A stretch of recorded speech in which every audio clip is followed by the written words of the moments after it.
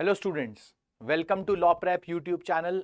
I am your mentor Ashish और आज हम लोग बात करेंगे बहुत ही इंपॉर्टेंट टॉपिक की, that how to prepare QT in last 50 days. तो सबसे पहले मेरे पास बहुत सारे स्टूडेंट्स की रिक्वेस्ट थी कि सर कैसे हम लोग अब क्यूटी को प्रिपेयर करना स्टार्ट करें अगर हम लोगों ने अब तक प्रिपेयर नहीं किया है। तो इसी के लिए सबसे पहले हम लोग बात करेंगे क्यूटी के अंदर ये आपके प्राइमरी टॉपिक्स आते हैं। प्राइमरी टॉपिक्स जो आपके आते हैं जिसपे मैक्सिमम डीआई आपकी बनती है, that is percentage, ratio proportion और एवरेज पार्टनरशिप। तो अगर आप लोगों को परसेंटेज, रेशियो प्रोपोर्शन और अगर एवरेज पार्टनरशिप में अगर आपको प्रॉब्लम नहीं है तो आपकी मैक्सिमम डीआई यहां से सॉल्व हो जाती है।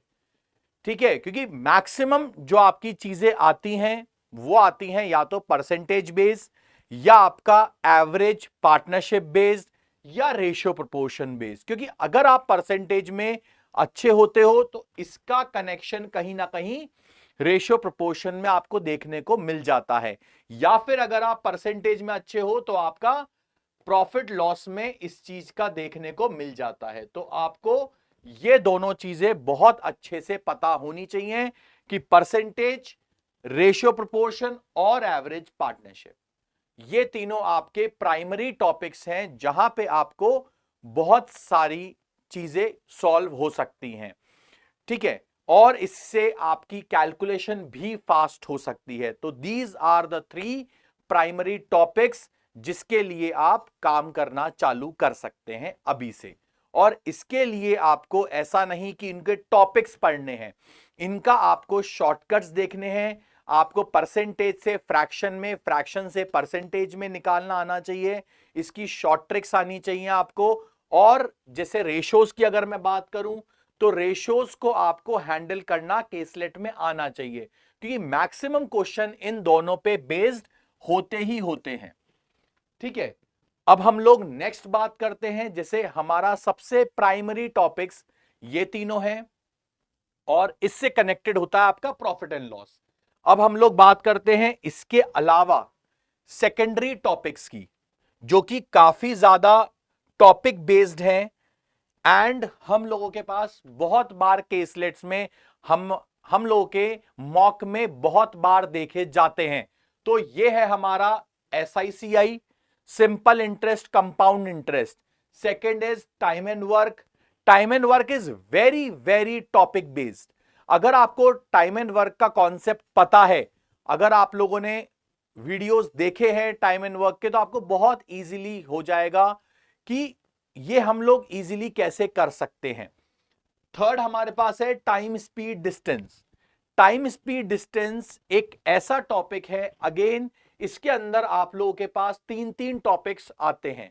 एक normal time speed distance questions, एक हमारे रिलेटिव स्पीड बेस्ड क्वेश्चंस, एक हमारे बोट्स एंड स्ट्रीम्स, मतलब ट्रेन्स, बोट्स एंड स्ट्रीम्स। तो हम लोग अगर इसको ब्रॉडली क्लासिफाई करें तो हमारे पास आता है रिलेटिव स्पीड, हमारे पास आता है ट्रेन्स कॉन्सेप्ट क्वेश्चन, और हमारे पास आते हैं बोट्स बेस्ड क्वेश्चन।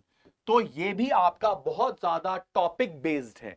बट अगर मैं बात करता हूं, जैसे मैंने जो आपको प्राइमरी टॉपिक्स आपको बताए, वो हमारे बहुत जनरलाइज फॉर्म में आते हैं कि वो किसी के अंदर भी मिक्स हो सकते हैं। जैसे SICI के अंदर परसेंटेज आएगा, एवरेज भी आ सकता है, आपके पास टाइम स्पीड डिस्टेंस के अंदर एवरेज आ सकता है, हमारे पास टाइम एंड वर्क के अंदर एवरेज आ सकता है। तो ये जैसे टॉपिक्स है, या परसेंटेज आ सकता है या रेशोज आ सकते हैं। तो प्राइमरी टॉपिक्स अगर आपने वो तीनों टॉपिक्स पहले कर लिए तो इसका मतलब आपने काफी अच्छा काम हो चुका है आपका।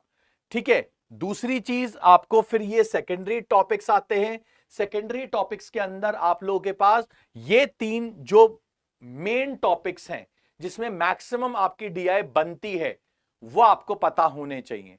इसके अलावा जो आपको पता होना चाहिए, that is the other topic is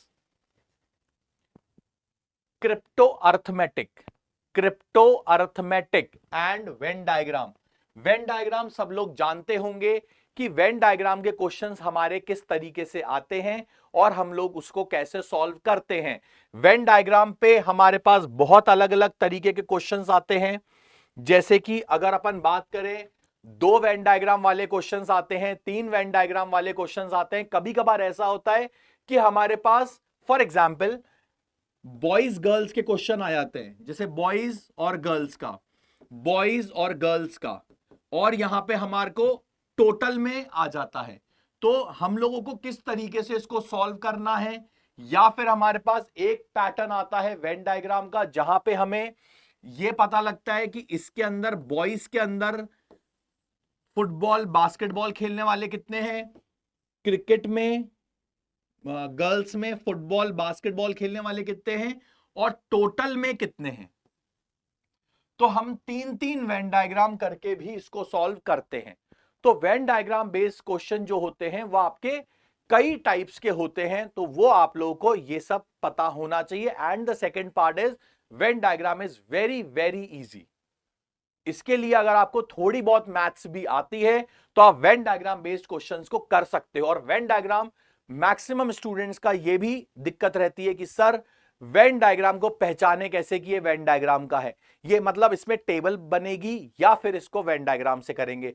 तो वेन डायग्राम के लिए आपको सबसे पहले एक चीज पता होनी चाहिए, वो है आपको क्वेश्चन के अंदर कहीं ना कहीं ऐसा लिखा रहता है बोथ, ठीक है, या एटलीस्ट वन, या नन ऑफ द अबव। ऐसे ऐसे टॉपिक्स आपके पास जो आते हैं वो सारे आपके वेन डायग्राम को शो कर रहे होते हैं। फॉर एग्जाम्पल मैंने आपसे बोला some students are playing football, some students are playing basketball and some are playing both football and basketball, या some plays both football and basketball. तो जहां पे ये बोथ टर्म आ गया तो वहां पे हमको पहले से ही अलर्ट हो जाना है कि एक से ज्यादा अगर कोई गेम खेल रहा है या एक से ज्यादा अगर किसी में पार्टिसिपेशन है तो वो अपने आप वेन डायग्राम का क्वेश्चन बन जाता है।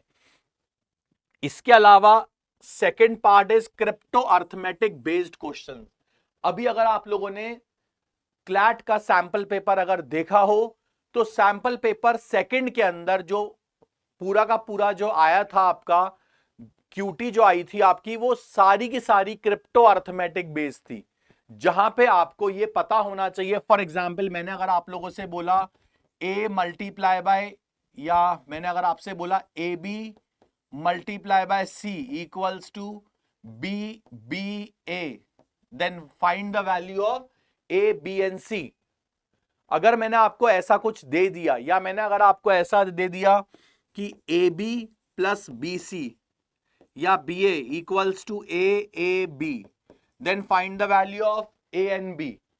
तो ये सब जो चीजें हैं आपके पास, ये आती है आपके पास किसमें, क्रिप्टो अर्थमेटिक में।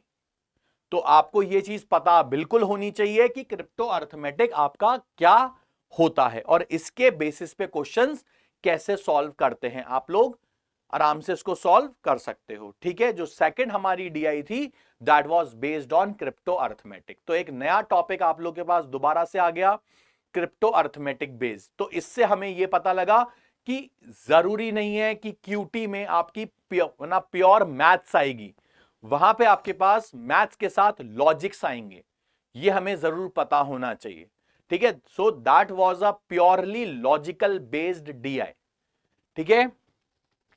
चलो अब आगे बढ़ते हैं हम लोग। Yes, so you have the last 50 days tips. 50 दिन में आप अपनी क्यूटी को कैसे इंप्रूव कर सकते हो, 50 दिन में आप कैसे प्रिपेयर कर सकते हो हमारे लिए कि भाई हम क्यूटी के अंदर एटलीस्ट 12 में से या 10 से 12 जो भी क्वेश्चंस होंगे उसमें एटलीस्ट सर हम लोग 6 से 7 करके आ जाएं क्वेश्चन। तो इसके लिए सबसे पहला जो आपके पास आता है that is practice at least 3 DI daily. कम से कम आपको 3 से 4 डीआई आपको डेली प्रैक्टिस करनी है, इससे कम आपको नहीं करनी प्रैक्टिस, क्योंकि जब तक आप 3-3 डीआई टाइम लिमिट के साथ सॉल्व नहीं करोगे आपको पैटर्न का पता नहीं लगेगा एंड आपको बिल्कुल भी यह अंदाजा नहीं होगा कि हम लोग इसको कैसे, मतलब कितने टाइम में प्रिपेयर करें। कि मैक्सिमम लोगों की दिक्कत होती है कि सर हम लोगों से ये आधे घंटे में सॉल्व नहीं होता, तो इसीलिए आप लोग इसको टाइमर के साथ सॉल्व करो। सेकंड पार्ट इज, मैथ्स को बार बार रिवाइज मत करो। हमें मैथ्स को बार बार रिवाइज नहीं करना यहां पे। हमें instead of revising maths again and again, you just have to revise the topics through DI. हमें मैथ्स के टॉपिक्स को बार बार रिवाइज नहीं करके हम उस टॉपिक्स के डीआई अगर बनाएंगे, वो हम लोगों के लिए थोड़ा सा बेटर होगा। तो ये हमें बिल्कुल पता होना चाहिए कि हम ऐसे टॉपिक्स को रिवाइज डीआई से कैसे करें। सही है। Next is passage based DI. ये हमें पहले भी मैंने आपको बोला था ये चीज कि हमें पैसेज बेस्ड डीआई ये सॉल्व करना आना चाहिए। Just because of the fact sample paper 3 के अंदर जो अभी आपके आया है वो प्योरली पैसेज बेस्ड डीआई है। तो हमें यह चीज पता लग जानी चाहिए कि क्लैट भी आपसे पैसेज बेस्ड डीआई पूछ रहा है, और जबकि DI was easy, that was not a hard DI, और that was not a tough DI, और that was not a maths based DI, that was purely passage based DI. तो यह हमें पता होना चाहिए कि जो हमारे थर्ड वाले सैंपल पेपर का आया है वो पैसेज बेस्ड आया है। तो अब हमें जो प्रैक्टिस करनी है वो पैसेज बेस्ड डीआई की करनी है। और नेक्स्ट पार्ट, जो जो आप डीआई को सॉल्व कर रहे हो, जैसे आप डेली के 3 प्रैक्टिस कर रहे हो, तो उसके लिए हमें analysis is very important. DI का एनालिसिस जब तक आप नहीं करोगे तब तक आपको यह नहीं पता लगेगा कि मैंने कितने टॉपिक्स रिवाइज कर लिए, कैसे कैसे कर लिए, और मेरे को और क्या क्या उसके अंदर करना है। मतलब स्पीड में इंप्रूवमेंट करना है या मेरे को उसमें एक्यूरेसी में इंप्रूवमेंट करना है। Because by the end of the time we just have to focus on at least 6 to 8 questions for DI, right?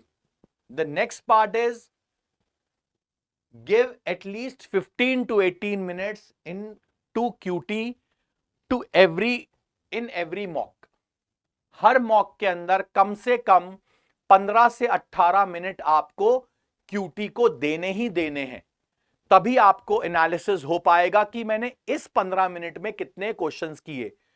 Do not think like that कि सर अगर मैंने इसमें किया तो मैं बाकी सब्जेक्ट्स को नहीं कर पाऊंगी या बाकी टॉपिक्स को नहीं कर पाऊंगा। तो ये सब चीजें आपको मैटर नहीं करना होता।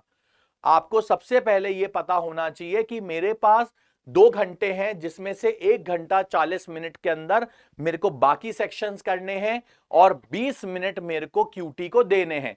क्योंकि मैंने आपको 20 मिनट इसलिए बोला, 15 मिनट आप क्यूटी को दोगे, 5 मिनट आप फ्लेक्सिबल रखोगे अपने लिए। तभी हम थोड़ा सा, जब तक हम चीजों को फ्लेक्सिबल नहीं रखेंगे, मान लो आपसे है ना 15 मिनट में लास्ट वाली डीआई हो गई कंप्लीट, क्वेश्चंस नहीं हुए आपके, तो आपका वो टाइम वेस्ट हो गया। तो इसलिए फ्लेक्सिबल में 5 से 6 मिनट हमको रखने होते हैं। ठीक है, अगर मेरे पास टाइम बचता है तो मैं कोई और सेक्शन में वो टाइम डाल सकता हूं फिर। ठीक है। And the last part is the most important tip for attempting your QT in any DI. First of all, do not afraid from DI or do not afraid from QT. सबसे पहले maximum लोग ये सोचते हैं sir ये इतनी बड़ी DI आ गई, ये तो हमसे होगी नहीं। अगर आपसे नहीं होगी वो डीआई, तो आपने अगर पहले से ही वो जज कर लिया कि मेरे से वो डीआई नहीं होगी, तो आपसे वो कभी भी नहीं होगी फिर। तो इससे पहले आप लोग सबसे पहले दिमाग में ये जरूर लेके चलो कि हाँ यार क्यूटी है, इजी होगी, एक बार अटेम्प्ट करके देखता हूं। तो जब तक आप वो थिंकिंग नहीं रखोगे तब तक आपसे वहां पे अटेम्प्ट नहीं होंगे। तो सबसे पहली और सबसे इंपॉर्टेंट बात जो आपको पता होनी चाहिए, दैट इज आप मैथ्स से डरना बंद कर दो। क्योंकि मैथ्स नहीं है ये, या आपकी लॉजिक्स प्लस मैथ्स है। क्वांट रीजनिंग, क्वांट मैथ्स, ये आपकी लॉजिकल बेस्ड है, this is not purely maths based. ठीक है। एंड आप क्यूटी छोड़ना बंद कर दो, क्योंकि QT is the only subject या only section which will boost your rank. It is the only section in your CLAT जो कि आपका रैंक को बूस्ट करेगा और इसी की वजह से आपका काफी अच्छा रैंक में इंप्रूवमेंट आएगा. ठीक है, सो आई होप आपको थोड़ा बहुत क्लियर हुआ होगा कि how to like prepare the QT in the last 50 days, क्योंकि अब आपके पास लास्ट 50 डेज के अंदर यही आपको करना है कि बार बार डीआई आप लोग करते रहो, क्योंकि जितना ज्यादा आप डीआई करोगे उतना ही आप लोग को इंप्रूवमेंट होगा. तो I hope this video will help you, और any other suggestion, or if you want to ask anything, you can easily write down in the comment section. Done? Thank you.